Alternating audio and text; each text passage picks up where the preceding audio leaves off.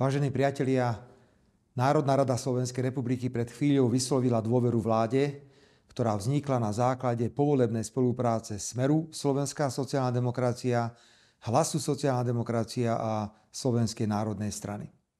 Ďakujem všetkým prítomným poslancom vládnej koalície za podporu a posielam želania skorého uzdravenia hospitalizovanému pánovi poslancovi Ľuptákovi. Aj vám ďakujem za početné prejavy solidarity s novou vládou. Je to moja 4. vláda. Presne viem, do čoho ideme, čo nás čaká a nemienim sa sťažovať. Veď sme o víťazstvo vo voľbách a zostavenie vlády s vašou nenahraditeľnou podporou tvrdo bojovali. Programové vyhlásenie vlády, za ktorým sa nová vláda úspešne uchádzala o dôveru v parlamente, som nazval Lepšie, pokojnejšie a bezpečnejšie žiť. Neželám si nič iné, len aby ste na konci mandátu mojej 4. vlády tento pocit mali.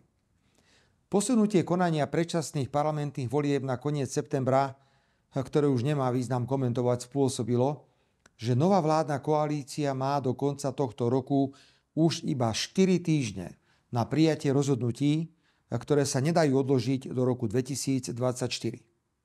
Budete svedkami hektického úsilia vlády a parlamentu všetko zvládnuť tak, aby sme do nového roku 2024 nešli len so schváleným štátnym rozpočtom, ale aj so zákonnou úpravou 13. dôchodku, bonifikácie úrokových sadzieb pri hypotekárnych úveroch a s ďalšími rozhodnutiami, ktoré budú postupne naplňať dnes schválené programové vyhlásenie.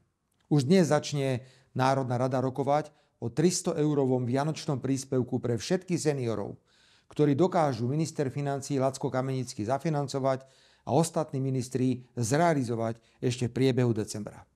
Držme si palce.